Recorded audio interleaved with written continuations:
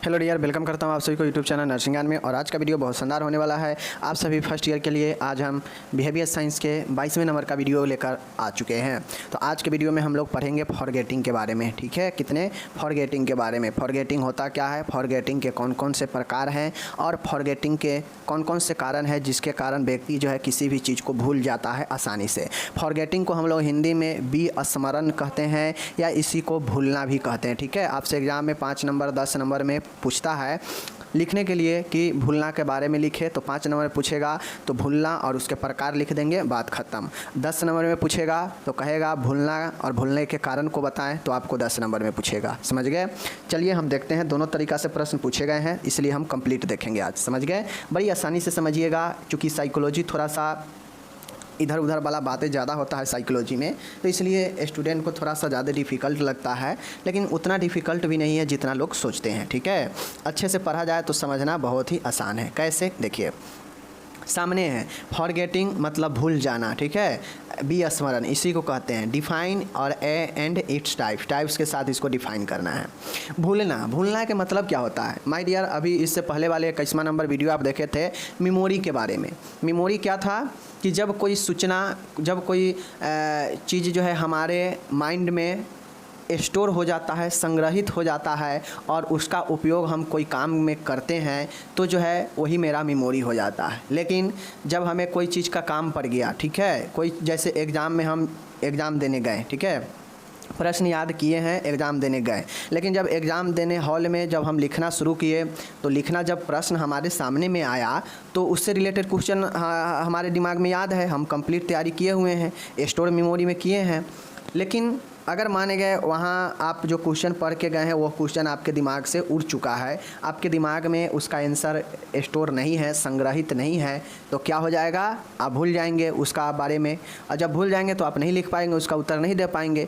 तो यही एक भूलना होता है। आपके मेमोरी से जो है कोई चीज़ विलुप्त हो जाना, कोई चीज़ जो है ख़त्म हो जाना ही, मेमोरी से हट जाना ही जो है भूलना कहलाता है। ठीक है, जैसे व्यक्ति अनेक अनुभवों से होकर अपने ज़िंदगी में गुजरता है, जिसमें से कुछ अनुभव तो दीर्घकालीन रूप से संग्रहित हो जाते हैं तथा कुछ अल्पकालिक रूप से, और कुछ जो है अनुभव स्मृति से विलुप्त हो जाते हैं। अनुभवों एवं सूचनाओं को स्मृति से नष्ट हो जाना ही विस्मरण कहलाता है। माय डियर, देखते होइएगा कि हम अपने ज़िंदगी में बहुत सारे चीज़ों को एक्सपीरियंस करते हैं, बहुत सारे अनुभव करते हैं, बहुत सारे पढ़ाई लिखाई करते हैं, लेकिन सभी बात हमारे माइंड में जो है नहीं स्टोर हो पाता है। ठीक है, कुछ बातें होते हैं जो हमारे माइंड में बड़े लंबे समय के बाद भी जो है याद रहता है। कुछ आप लोग देखते होइएगा जो है कुछ हाल फिलहाल के बातें याद रहेगा, कुछ बातें होगा जो आपके मेमोरी में आया तो था, कभी आपको वो चीज़ें याद तो था बट अभी आप उसे भूल चुके हैं मतलब आपके वह मेमोरी से विलुप्त हो चुका है, ख़त्म हो चुका है। और जो चीज़ें, जो भी सूचना हो,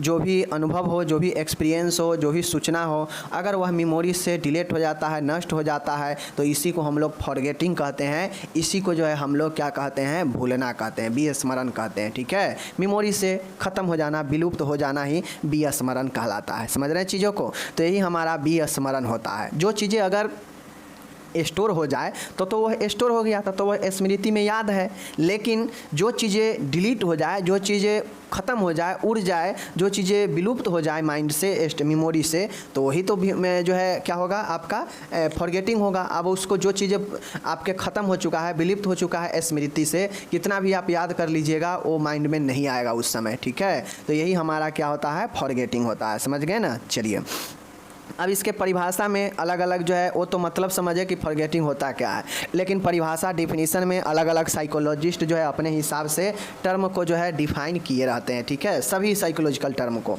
तो इसी में एक मन के अनुसार है, मन जो है साइकोलॉजिस्ट है, इन्होंने कहा कि विस्मरण से तात्पर्य है धारण की असफलता या ग्रहण की गई सामग्री की पुनः स्मरण की असफलता। सही बात है, जब हम कोई चीज़ याद किए हैं और उसको पुनः अगर हमें ज़रूरत पड़ गया और पुनः जब हम उसे बुला रहे हैं, अपने माइंड में याद कर रहे हैं, और जब याद करने में पुनः हम जब असफल हो जाते हैं तो वही तो हमारा लगता है कि हम भूल चुके हैं। पुनः जब हम कोई चीज़ को अपने माइंड में बुलाना चाह रहे हैं लेकिन वह वापस से नहीं आ रहा है, माइंड में नहीं याद हो पा रहा है, तो मतलब क्या हो रहा है कि हम वो चीज़ें भूल चुके हैं।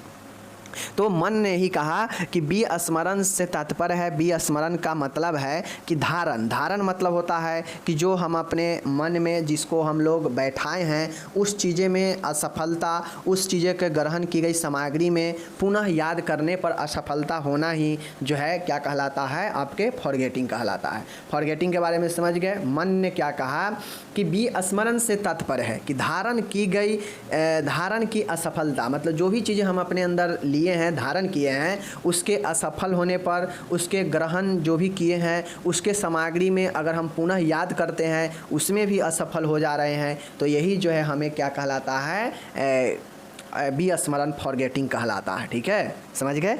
चलिए आगे चलिए।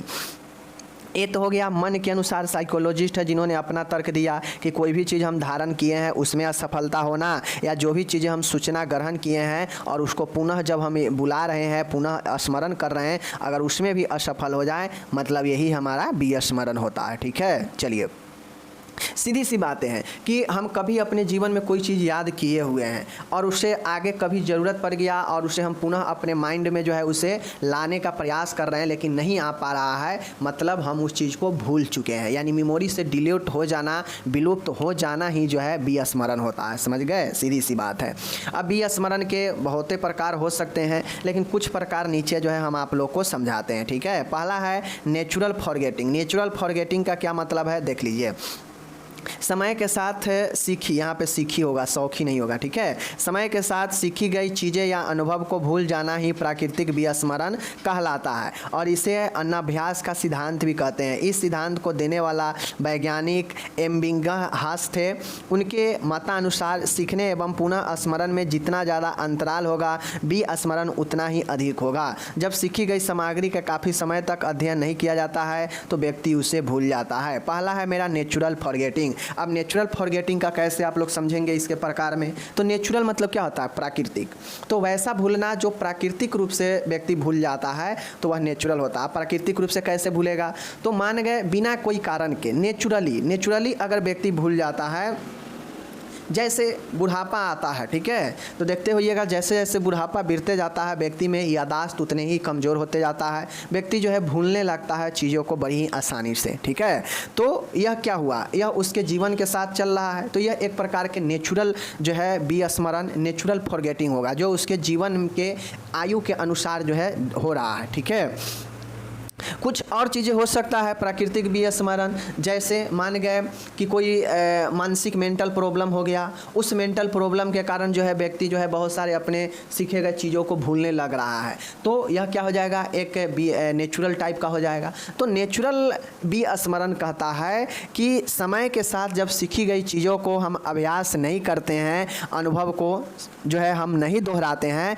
तो उससे हम भूल जाते हैं, तो इसीलिए हम इसे जो है क्या कहते हैं, प्राकृतिक विस्मरण कहते हैं। जाहिर सी बातें हैं, जब हम कोई चीज़ सीखे हैं और जो सीखे गए चीज़ है या जो भी एक्सपीरियंस, जो भी अनुभव है, जो भी हम सीखे हुए हैं, अगर हम उसको भूल जाते हैं समय के साथ तो वह हमारा प्राकृतिक विस्मरण, प्राकृतिक भूलना होगा। ठीक है, अब ये प्राकृतिक जो भूलना होता है इसे अनाभ्यास का सिद्धांत भी कहते हैं। अनाभ्यास का सिद्धांत क्यों कहते हैं, इसलिए कहते हैं कि जब किसी चीज़ को हम एक्सपीरियंस कर लिए, सूचना इकट्ठा कर लिए अपने माइंड में, लेकिन जब हम उसे अभ्यास नहीं करते हैं, छोड़ देते हैं, या अभ्यास में बहुत ज़्यादा अंतराल हो जाता है तो जो है हम उसे आसानी से भूल जाते हैं, इसीलिए इसे अनाभ्यास का नियम कहा गया है। अनाभ्यास के नियम का मतलब है कि अभ्यास न करने से व्यक्ति भूलना, जो चीज़ें भूल जाता है वही अनाभ्यास हो जाता है, अनाभ्यास का नियम है। बात सही है, जितना ज़्यादा आप अभ्यास करेंगे उतना चीज़ें आपके अंदर स्टोर रहेगा ज़्यादा दिन तक।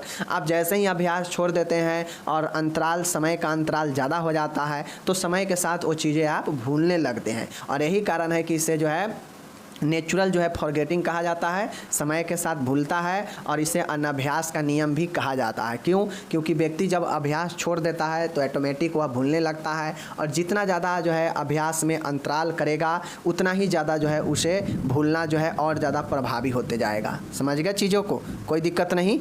चलिए, तो ये चीज़ें समझ गए आप लोग नेचुरल वाला। अब यहाँ पे दूसरा है, देख लीजिए, तो चलिए अब नेचुरल फॉरगेटिंग समझ गए। अब हम लोग समझते हैं मॉर्बिड एबनॉर्मल फॉरगेटिंग मीन्स अस्वस्थ विस्मरण। अस्वस्थ विस्मरण क्या होता है देख लीजिए, चीज़ों को समझिए। इसमें व्यक्ति जानबूझकर भूलने की कोशिश करता है, ठीक है। जैसे व्यक्ति केवल सुखद अनुभवों को याद रखना चाहता है और दुखद एवं पीड़ादायक अनुभवों को नहीं। ऐसे अनुभव को जो किसी उसे व्यथित करते हो उसे अचेतन मन में अनकॉन्शियस माइंड में डाल दिया जाता है। इसे दमन का सिद्धांत भी कहा जाता है। यह सिद्धांत फ्रायड के द्वारा दिया गया। अब आपको समझना पड़ेगा, मैंने एक आपको पढ़ाया नेचुरल, अब एक है मॉर्बिड एबनॉर्मल, यानी इसका मतलब है कि अस्वस्थ रूप से भूलना, अस्वस्थ विस्मरण। अब जैसे आप लोग देखते होइएगा कि बहुत सिचुएशन ऐसा आता है जहाँ पे हमें जो चीज़ें दुखदायक होती है, जो चीज़ें हमें बार बार परेशान कर सकता है, किसी के यादें, किसी के कोई चीज़ सीखे गए वस्तुएं या कोई भी ऐसा एक्सपीरियंस अनुभव जो हमारे माइंड में बैठ चुका है और उसके फलस्वरूप बार बार हमारे दिमाग में वो याद आ रहा है और उसके कारण हमें दिक्कत दे रहा है, दुख दे रहा है। तो देखते होइएगा कि जो दुखदायक चीज़ें होता है व्यक्ति उससे सोचता है कि ना इसको माइंड से हम डिलीट कर दे, उसे भूलना चाहता है।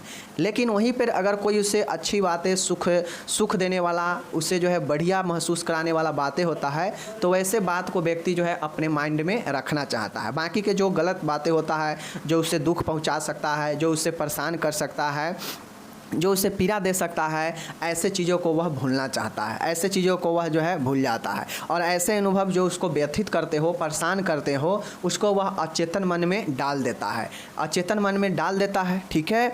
अब जिसके कारण व्यक्ति को होता है कि उसे सिर्फ और सिर्फ सुख के साथ सुख के बातें ध्यान में रखेगा, दुख के बातें को वह निगलेक्ट करते रहता है, ठीक है। और इसे ही जो है हम लोग दमन के सिद्धांत कहते हैं। और दमन के सिद्धांत ही होता है कि अपने अंदर किसी चीज़ को सप्रेस कर जाना, दमन कर जाना, न चाहते हुए भी दुख वाले चीज़ों को भूल जाना और सुख वाले चीज़ों को याद रखने का प्रयास करना। और यही जो है अस्वस्थ विस्मरण होते हैं। और दमन के सिद्धांत को सिगमंड फ्रायड ने दिया। चीज़ों को याद रखिएगा, यही दो प्रकार है, कोई खास प्रकार है नहीं, जिसमें व्यक्ति जानबूझकर कोई चीज़ को भूलने का प्रयास करे। जैसे कि जो व्यक्ति को दुख देने वाला बात हो उसको व्यक्ति जो है जानबूझ के भूलना चाहता है, और जब व्यक्ति को अच्छा महसूस और सुख देने वाली बातें होता है, अनुभव होता है, उसे याद रखना चाहता है। जो दुख देने वाला होता है, पीड़ादायक होता है, उसे अपने जो है अर्धचेतन मन में डालना चाहता है। और इसे ही हम लोग दमन के सिद्धांत कहते हैं, जो सिगमंड फ्रायड का है, ठीक है। तो यही दो प्रकार है, यही दो प्रकार को लेकर आपको आगे चलना पड़ेगा। यही दो प्रकार है जो कि महत्वपूर्ण है। एक को जो है आप लोगों को मैं बता दूं कि एक को अनाभ्यास का सिद्धांत कहते हैं, जिसे एम्बिंगहास ने दिया था। और एक को जो मॉर्बिड एबनॉर्मल है, इसे दमन का सिद्धांत कहते हैं, जिसे आप लोगों को पता है कि फ्रायड ने दिया था। तो यह दो फॉरगेटिंग के प्रकार है, मैंने आपको बता दिया। फॉरगेटिंग क्या होता है ये भी बता दिए। फॉरगेटिंग के कुछ प्रकार में दो प्रकार महत्वपूर्ण है, इसको बता दिए। अब हम लोग आगे चलेंगे। जो महत्वपूर्ण प्रश्न है वह है हमारा कि विस्मरण या स्मरण को कौन कौन से ऐसे चीज़ है जो व्यक्ति के अंदर प्रभावित करता है, इफेक्ट करता है, या यूँ कहा जाए कि भूलने का कौन कौन से कारण होते हैं, ठीक है। चलिए देखते हैं। विस्मरण के कुछ प्रमुख कारण निम्न है। कौन कौन से कारण हैं देख लीजिए। पहला है अधिगम स्तर, लर्निंग लेवल। लर्निंग लेवल का मतलब होता है कि सीखने का स्तर, ठीक है। विस्मरण का सबसे प्रमुख कारण फैक्टर अधिगम सामग्री का कम अभ्यास, ठीक है। अधिगम सामग्री पर जितना ही कम अभ्यास किया जाएगा उसके भूलने की संभावना उतनी ही अधिक होगी। भूलने के कारण में सबसे पहला है लर्निंग लेवल। लर्निंग लेवल का मतलब है कि सीखने का स्तर, जिसे अधिगम भी कहते हैं। अब आप लोग को पता होना चाहिए, आप लोग अधिगम में भी, सीखना में भी पढ़े थे कि कोई चीज़ को जितना ज़्यादा अभ्यास करते हैं उतना ज़्यादा उसे जो है हम सीख सकते हैं, उतना ज़्यादा उसे जो है सीखने को प्रभावी बना सकते हैं। सीखना के जब हम छोड़ देंगे, अभ्यास छोड़ देंगे, एक्सरसाइज करना छोड़ देंगे, तो जो है हमें क्या होगा, बार बार रिपीटिशन में उसे जो है अभ्यास करना छोड़ देंगे, तो उसको जो है हम सीखना भी जो है नहीं ज़्यादा सीख सकते हैं, नहीं ज़्यादा उसे प्रभावी बना सकते हैं। तो सीखना हो गया, भूलना हो गया, याद करना मेमोरी हो गया, यह सब एक दूसरे से रिलेटेड ही हैं, समझ रहे हैं चीज़ों को। तो इसी प्रकार से अगर आप चाहते हैं कि हम अपने भूलने को जो है स्तर को कम करें, भूलने को जो है हम जो कम करें और याद को ज़्यादा बनाएं, तो इसके लिए आपको अधिगम स्तर को बेहतर बनाना पड़ेगा। अधिगम स्तर मतलब सीखने का स्तर को जो है अच्छा करना पड़ेगा। और यह स्तर कैसे हो सकता है, तो जितना ज़्यादा आप अभ्यास करेंगे उतना ही ज़्यादा भूलने का जो संभावना है उतना ही कम जाता है। अगर आप जितना ज़्यादा अभ्यास कम करेंगे, भूलना उतना ही ज़्यादा जो है अधिक संभावना हो जाएगा। तो अधिगम स्तर में आप सुधार करके आप जो है अपने भूलने को जो है क्या कर सकते हैं, बचा सकते हैं, ठीक है। बाकी भूलना जो है व्यक्ति को प्रभावित करता है, पहला पॉइंट मैंने यहाँ पे बता दिया। पहला पॉइंट यही है भूलने का जो कारण है, उसमें पहला यही है कि लर्निंग लेवल व्यक्ति में भूलने को प्रभावित करता है, ठीक है, साथ में भूलने का कारण भी बनता है। तो पहला पॉइंट लर्निंग लेवल हो गया। दूसरा है अधिगम सामग्री की निरर्थकता का मतलब होता है कि बिना अर्थ के, निरर्थक, ठीक है ना। तो अधिगम सामग्री मतलब सीखने का जो सामग्री है व्यक्ति के लिए जितनी ज़्यादा सार्थक होती है उसका विस्मरण उतना ही कम होता है। उसके विपरीत निरर्थक अधिगम सामग्री जल्द ही विस्मृति के गर्त में समा जाता है। माय डियर, अधिगम सामग्री के मतलब कोई भी मटेरियल, जैसे आप पढ़ाई ही करते हैं तो आपको अटपटा सा बहुत जो है लंबा चौड़ा भारी जो है आपको वर्ड मीनिंग दे देता है याद करने के लिए, तो देखते होइएगा नहीं याद हो पाता है, बहुत दिक्कत करता है, ठीक है ना। लेकिन अगर एक मीनिंगफुल, जैसे गाना के तौर पे, मूवी के तौर पे एक मीनिंगफुल अर्थ में जो है उसे स्पष्ट करके सार्थक बना के आपके सामने प्रस्तुत किया जाता है, तो आपको देखते होइएगा कि लंबे समय तक याद हो जाता है, भूलना कम हो जाता है। लेकिन अगर निरर्थक सामग्री होगा, जो सीखने का जो सामग्री है वह अगर निरर्थक होगा तो उसका भूलना जो है उतना ही ज़्यादा संभावना बन जाएगा कि आप सीखेंगे, अभी याद करेंगे, लेकिन आगे चल के भूल जाएंगे। जैसे एप्पल हम लोग को एकदम मीनिंगफुल लगता है, एप्पल के वर्ड मीनिंग धड़ाक दिगर 1 सेकेंड में बोल देंगे, तो ऐसा क्यों होता है? क्योंकि हम इसे बार बार प्रैक्टिस करते हुए अपने जीवन में आए हैं, ठीक है। ये हमें मीनिंगफुल, हमारे कंडीशन के अनुसार यह मीनिंगफुल लगा है, सार्थक लगता है, जिसके कारण हम इसे भूल नहीं पाते हैं। लेकिन एप्पल के जगह पर अगर आपसे परवल के स्पेलिंग पूछ लिया जाए तो बहुत लोग तो पढ़े भी नहीं होंगे एप्पल के स्पेलिंग, और बहुत लोग पढ़े होंगे तो बहुत लोग भुला भी गए होंगे। क्यों? क्योंकि उसको बार बार प्रैक्टिस नहीं करते हैं, अभ्यास में नहीं है। और दूसरी चीज़ ये है कि एप्पल जितना मीनिंगफुल है उतना मीनिंगफुल परवल का जो है वर्ड मीनिंग नहीं है। तो इसलिए भी जो है मीनिंगफुल भी आपको सामग्री का होना ज़रूरी होता है लंबे समय तक याद रहने के लिए, ठीक है। तो भूलना व्यक्ति को जो है, सामग्री के निरर्थकता भी जो है व्यक्ति को भूलने को जो है प्रभावित करता है, या यूँ कहे तो भूलने का एक कारण सामग्री के निरर्थकता भी होता है, मीनिंगलेस, ठीक है। आगे चलते हैं। तीसरा है याद की जाने वाली वाक्य और पदों में समानता। मानिए याद की जाने वाली सामग्री में जितनी अधिक समानता होगी उसकी विस्मृति यानी भूलने की संभावना भी उतना ही अधिक होगा। जैसे आप एक मानिए कि मिलता जुलता आप बहुत सारे जो है वर्ड को याद किए, ठीक है, मिलता जुलता एक दूसरे, बस माइनर सा डिफरेंस है, सब में समानता कुछ न कुछ है। तो ऐसे में अगर हम उसको पढ़ते हैं, समझते हैं, तो क्या होता है कि एक ही वर्ड से लगभग बहुत सारे मिला जुला चीज़ें मिलेगा, तो कन्फ्यूजन क्रिएट होता है, कन्फ्यूजन। और कन्फ्यूजन में हम बहुत सारे चीज़ों को क्या करते हैं, भूलने लगते हैं। तो पद और वाक्यों में जितना ज़्यादा सिमिलरिटी होगा उतने ही ज़्यादा जो है आपको क्या होगा कि भूलने भी जो है उतना ही ज़्यादा अधिक होने लगेगा। इसीलिए थोड़ा सा जो है चेंज करना चाहिए, सबको अलग अलग रखना चाहिए, वरना आप भूल जाते हैं, ठीक है। नॉर्मल सीधी सी बातें समझिए कि अगर 2 फेस का एक ठीक है ना, एक ही आदमी, 2 आदमी जो है एक ही फेस का है, ये सेम लगता है, तो आपको ये चीज़ें पता नहीं चलेगा उसमें से कि कौन जो है कौन सा आदमी है, क्योंकि आपको एक कन्फ्यूजन हो जाता है कि वो व्यक्ति तो वो नहीं है या वो व्यक्ति तो वो समय नहीं था, मतलब कन्फ्यूजन। समानता होने के साथ में व्यक्ति में कन्फ्यूजन होने लगता है। तो सिमिलरिटी जो है व्यक्ति में क्या करता है कि आपको विस्मृति के मतलब भूलने की संभावना को और अधिक कर देता है। इसलिए डिफरेंस होना भी ज़रूरी होता है, समझ रहे हैं। चौथा है व्यतिकरण का प्रभाव, इफेक्ट ऑफ इंटरफेरेंस। वर्तमान में याद की जाने वाले विषय सामग्री पूर्व में सीखी गई याद की गई विषय सामग्री को तथा पूर्व में याद की गई विषय सामग्री वर्तमान में याद की जाने वाली विषय सामग्री को प्रभावित करती है, यही व्यतिकरण है। व्यतिकरण का मतलब है कि प्रेजेंट में अगर कोई चीज़ हम याद किए हैं, कोई भी विषय सामग्री, और पूर्व में जो हम याद किए हैं, सीखे हैं, उसको जो है तथा पूर्व में जो कुछ भी याद किए हैं और अभी जो कुछ हम याद कर रहे हैं, तो यह दोनों में जो है क्या करता है, एक दूसरों को कोलैप्स करता है, प्रभावित करता है। जैसे मानिए हम पूर्व में कोई चीज़ याद किए हैं और वही चीज़ें उसी से रिलेटेड अभी कोई चीज़ याद किए हैं और फिर से अभी जो हम याद कर चुके हैं, तो पूर्व में याद किए हुए चीज़ों को जो है अभी वाला प्रभावित करेगा। तो इस हिसाब से पूर्व वाला अभी को, अभी वाला पूर्व को जो है दोनों को कोलैप्स करता है आपस में और यह प्रभावित करता है। इसी को हम लोग इफेक्ट ऑफ इंटरफेरेंस कहते हैं कि दोनों आपस में टकराता है। ठीक है, पूर्व वाला अभी से, अभी वाला पूर्व से आपस में टकराता है और यह व्यक्ति को जो है क्या करता है कि याद को जो है प्रभावित करता है, भूलने को भी प्रभावित करता है, यानी इफेक्ट ऑफ इंटरफेरेंस एक कारण है भूलने का। ठीक है, पांचवा है संवेगात्मक दशाएं। संवेगात्मक दशाएं का मतलब होता है इमोशनल कंडीशन। इमोशनल कंडीशन का मतलब है कि जैसे ऐसा सिचुएशन जहाँ पे इमोशनली, जैसे क्रोध है, भय है, प्रेम है, ये सब इमोशनली सिचुएशन है, दर्द है, ये सब के एहसास जो है व्यक्ति को प्रभावित करता है और व्यक्ति में जो है भूलता है, व्यक्ति भूल जाता है। जैसे देखते होइएगा कोई व्यक्ति बहुत ज़्यादा दर्द में होता है, बहुत ज़्यादा क्रोध में रहता है, बहुत ज़्यादा डर सा जाता है या बहुत ज़्यादा किसी से प्रेम कर बैठता है, तो अपने बहुत से चीज़ों को भूलने लगता है, भूल जाता है। ठीक है, तो यह व्यक्ति को संवेगात्मक दशा जो है प्रभावित करता है और इससे व्यक्ति जो है भूलने का कारण संवेगात्मक दशाएं भी होता है। ठीक है, छठा है मस्तिष्क आघात, ब्रेन इंजरी। ब्रेन इंजरी का मतलब होता है कि आपके मस्तिष्क में कोई गहरा चोट लगा है, ट्रॉमा हुआ है और इसके कारण आपके जो है स्मृति, मेमोरी में बहुत ज़्यादा क्षति पहुंचता है, बहुत ज़्यादा घटना जो है आपको विस्मरण में चला जाता है, मीन्स भूल जाते हैं। देखते होइएगा कि कोई पेशेंट जब चोट लगता है, ब्रेन में ट्रॉमा हो जाता है, व्यक्ति घायल हो जाता है, ब्रेन में काफ़ी गंभीर चोट आ जाता है,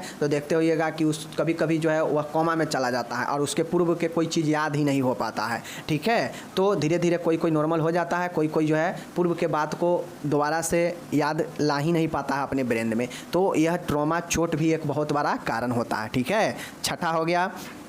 सातवां है मादक वस्तुओं का सेवन करना। मादक वस्तुओं जैसे मादक पदार्थ, शराब, गांजा, भांग, चरस आदि का अधिक मात्रा में सेवन विस्मरण प्रक्रिया को बढ़ा देती है। तभी देखते होइएगा कि जो शराबी आदमी होता है, जो नशा करने वाला होता है, वह पूर्व थोड़ा देर पहले क्या किया है उसको खुद पता नहीं रहेगा और अभी क्या कर रहा है उसको खुद महसूस नहीं होगा और यही जो है उसके विस्मरण को प्रभावित करता है, उसका नशा। तो नशा भी व्यक्ति को जो है बहुत ज़्यादा प्रभावित करता है, उसके पूर्व के अनुभवों को, सूचनाओं को पुनः याद करने में। तभी देखते होइएगा कि बहुत सारे शराबी जो है क्या होता है कि लंबे लंबे बात उससे पूछिएगा, जब उसका नशा टूटेगा तो उसको कुछ याद नहीं रहेगा, कहेगा ना ये तो हम नहीं किए हैं। मतलब यह उसके मेमोरी को प्रभावित कर रहा है। जो उस शराब पीने के वक्त जो अपना एक्टिविटी किया है वह बाद में उसको नहीं याद हो पाता है। क्यों? क्योंकि वह जो है उसके माइंड में बैठ नहीं पाता है चीज़ें। ठीक है, जिसके कारण वह भूल जाता है। तो मादक वस्तुएं, शराब, गांजा, भांग, चरस आदि व्यक्ति को जो है विस्मरण को बहुत ज़्यादा बढ़ा देता है। मीन्स कहा जाए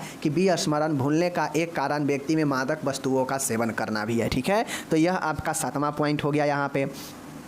अब ये 7 पॉइंट तो आप समझ गए। इसके अलावा भी कुछ प्रकार जो है व्यक्ति को भूलने को प्रभावित करता है, भूलने को जो है कारण हो सकते हैं। जैसे व्यक्ति को कोई चीज़ में इंटरेस्ट, लैक ऑफ इंटरेस्ट, रुचि में अभाव। किसी भी चीज़ में आप सीखने या किसी भी चीज़ को आप करने का प्रयास करते हैं लेकिन आपका उसमें इंटरेस्ट कम होता है, तो आप जो है कर तो लीजिएगा लेकिन भूल जाइएगा थोड़ा ही देर में। तो लैक ऑफ इंटरेस्ट भी जो है कारण बनता है भूलने का। प्रेरणा की कमी, आपको मोटिवेशन में कमी आएगा तो यह भी जो है भूलने का कारण है। उत्तेजना की मंद, आपकी कोई भी चीज़ आप सीख रहे हैं लेकिन आपके अंदर एक्साइटमेंट है ही नहीं, आप मंद होकर सीख रहे हैं, उदास होकर, तो भूल जाइएगा। तो उत्तेजना की मंदता भी कारण होता है। उत्तेजना की अवधि में कमी, अब मान गए कोई चीज़ें 1 घंटा चलने वाला है, ठीक है, और हम शुरू में 10 मिनट बहुत एक्साइटेड के साथ जो है हम किए और बाकी के 50 मिनट जो है हम ऐसे ही जो है बिता दिए। तो उत्तेजना की अवधि में जैसे ही कमी आएगा तो यह जो है भूलना भी हावी हो जाएगा, यानी भूलना के एक कारण उत्तेजना की अवधि भी होता है। अभ्यास की मात्रा में कमी, अभ्यास की मात्रा में कमी यानी बहुत ज़्यादा अभ्यास आप कम कर देंगे तो आप चीज़ों को, पूर्व के चीज़ों को भूलने लगेंगे। ठीक है, ध्यान की मात्रा, क्वांटिटी ऑफ अटेंशन, जैसे ही आपका ध्यान किसी चीज़ पर बहुत ज़्यादा फोकस रहता है, अटेंशन बना रहता है, तो उतना ही आपके माइंड में वो चीज़ें ज़्यादा देर तक बैठता है। लेकिन जैसे ही आपका ध्यान किसी चीज़ से भटकता है, कम होता है, तो आप भूलने लगते हैं। ठीक है, स्मृति की उद्देश्य, आप याद किस ऑब्जेक्टिव से कर रहे हैं, किस पर्पस से, ये उद्देश्य अगर स्पष्ट नहीं होगा तो आप जो है नहीं सीख पाएंगे, नहीं भूल चीज़ों को आसानी से भूल जाएंगे। ठीक है, आयु फैक्टर, एज फैक्टर, आप अगर एडल्ट के तुलना में बच्चा जो है जल्दी सीखता है, उसका मेमोरी जो होता है पावर ज़्यादा होता है, तो आयु भी जो है निर्भर करता है।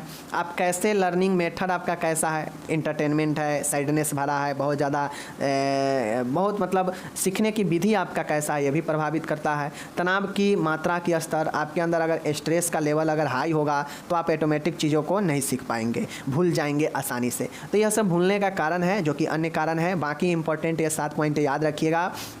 फिर से बता देते हैं, भूलने के कारण में पहला कारण अधिगम स्तर, लर्निंग लेवल। लर्निंग लेवल जैसा होगा वैसा ही जो है आपके अंदर मेमोरी पावर होगा। अगर लर्निंग लेवल बहुत कम होगा, बार बार आप अभ्यास नहीं करेंगे, सीखने को जो है आपका अभ्यास बहुत प्रभावित करता है, और सीखने के थ्रू ही हम मेमोरी को मजबूत बनाते हैं, कोई चीज़ को स्टोर रख पाते हैं। तो अगर आप अभ्यास कम कर देंगे तो ऑटोमेटिक है आपका लर्निंग लेवल कम हो जाएगा, और जैसे ही लर्निंग लेवल कम हो जाएगा अभ्यास के कम से, तो आपका जो मेमोरी पावर है कमज़ोर हो जाएगा, आप चीज़ों को भूल जाएंगे। तो भूलने का पहला कारण लर्निंग लेवल। दूसरा कारण कि आपका जो सामग्री है, जो चीज़ आप याद कर रहे हैं या पूर्व में जो याद किए हैं, वह कितना ज़्यादा मीनिंगफुल था या मीनिंगलेस था। अगर मीनिंगलेस होगा तो स्मरण उतना ही जो है जल्दी हो जाएगा। ठीक है, यानी आप किसी भी चीज़ में अगर आपका मीनिंगफुल है तो अच्छा है, याद जल्दी हो जाएगा, लेकिन अगर मीनिंगलेस है, निरर्थक है, तो आप उससे जो है जल्दी भूल जाते हैं। तो भूलने का एक कारण सामग्री में निरर्थकता भी होता है। ठीक है, तीसरा है, जब दो वस्तुओं को आपस में रखा जाए और उसमें समानता हो तो आप कंफ्यूज करते हैं। कंफ्यूज करने से आपके अंदर जो भूलने की संभावना है बढ़ जाता है। तो समानता, किसी भी सामग्री के समानता या वाक्यों में या शब्दों में समानता होने से हम चीज़ों को भूलने लगते हैं अधिक। ठीक है, चौथा कारण है इंटरफेरेंस। अभी जो चीज़ सीखे वह पूर्व में सीखे गए चीज़ों को प्रभावित करता है।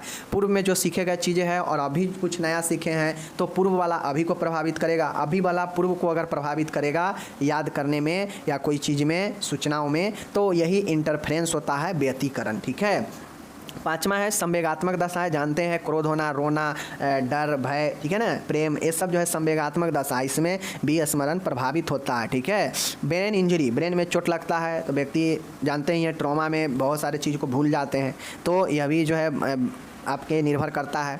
मादक वस्तुओं का सेवन, अगर बहुत ज़्यादा आप ड्रग्स सब्सटेंस का कंजप्शन कर रहे हैं तो यह आपके फॉरगेटिंग लेवल को बढ़ा देगा, यानी आप उससे बहुत ज़्यादा चीज़ों को भूलने लगेंगे मादक पदार्थों को सेवन करने से। तो 7 इंपॉर्टेंट पॉइंट ये हो गया, इसको माइंड में बैठा लीजिए। सबसे पहले मैं बताता हूँ कि आपको साइकोलॉजी में बहुत सारे पॉइंट देखने को मिलेगा। सब प्रश्न में पॉइंट है ही, पहले सब चीज़ का पॉइंट याद करके रखिए, उसके बाद ही अब मैं बता देता हूँ। लर्निंग हो गया, मेमोरी हो गया और फॉरगेटिंग हो गया। यह तीनों को जो आप प्रभावित करने वाला जो कारक हम लोग कारण देखे हैं ना, लगभग सब में सेम है, लगभग सब में, चूँकि सीखना, मेमोरी और फॉरगेटिंग, यह तीनों आपस में एक दूसरे से कनेक्ट है। ठीक है, इसीलिए हम इस चैप्टर में जो है पढ़ भी रहे हैं तीनों को, तो ये तीनों से जो है एक दूसरे से कनेक्ट है। तो जहाँ भी अगर आपको पूछ दे, चाहे लर्निंग को प्रभावित करने वाला हो या लर्निंग को प्रभावी बनाना हो, मेमोरी को प्रभावित करने वाला या मेमोरी को अच्छा बनाने वाला बात हो, या फिर फॉरगेटिंग को प्रभावित करने वाला कारण हो, या फॉरगेटिंग को कौन कौन से चीज़ें जो है किस किस कारण फॉरगेटिंग जो है होता है, भूलना होता है व्यक्ति में, सेम आप देख लीजिए ना, वही पॉइंट है जो आप इससे पहले लर्निंग में हो गया या इससे पहले मेमोरी में आप देख चुके हैं। बस आपको सिर्फ याद ये पॉइंटें होनी चाहिए। अगर कहीं भी इस चीज़ को लिख देंगे क्वेश्चन के हिसाब से, लर्निंग है तो लर्निंग के हिसाब से लिखेंगे, ठीक है, मेमोरी है तो स्टोरेज मेमोरी के हिसाब से लिखेंगे, भूलना है तो भूलना के हिसाब से लिखेंगे, बस पॉइंट सब में सेम है। बस ये टेक्निक याद रखिए। ठीक है, आगे चलिए। अब कुछ ऐसे चीज़ें हैं जो इन सब के अतिरिक्त भी व्यक्ति में होता है, जिसके कारण व्यक्ति जो है भूलता है किसी भी चीज़ को। तो भूलने का कारण रुचि का अभाव, प्रेरणा में कमी, उत्तेजना का मंद होना, उत्तेजना की अवधि में कमी होना, अभ्यास में कम होना, ध्यान की मात्रा में कमी आना, ठीक है, स्मृति का उद्देश्य, आयु, सीखने की विधि, तनाव की मात्रा। तो यह सब व्यक्ति में जो है अन्य कारण है जिसके कारण व्यक्ति भूल जाता है किसी चीज़ को। ठीक है, तो आपको कम से कम वो 7 पॉइंट तो जरूर याद रखिए। अगर ये अन्य कारण भी याद रखते हैं तो बहुत अच्छी बात है, नहीं तो कम से कम ऊपर वाला 7 पॉइंट डिटेल से जरूर याद रखिए। ठीक है, तो आपका प्रश्न हो गया यहाँ पे समाप्त। नीचे टोटल के टोटल इंग्लिश में दिया गया है, जितना हम ऊपर हिंदी में पढ़े हैं सब यहाँ पे इंग्लिश में माय डियर इंग्लिश वाले स्टूडेंट के लिए दिया गया है। तो आप जो भी लोग हैं पढ़िए, समझिए, जहाँ भी कन्फ्यूजन होता है वीडियो को रोकिए, PDF भी दे ही देता हूँ, वहाँ पे आप उसको PDF डाउनलोड कीजिए और जाकर एक बार देखिए कि कहाँ आपसे मिस्टेक हो रहा है समझने में, कहाँ नहीं समझ पा रहे हैं। ठीक है, बाकी चलिए हम मिलेंगे अगले वीडियो में। आप अपना ख्याल रखिएगा, तब तक के लिए माय डियर, धन्यवाद।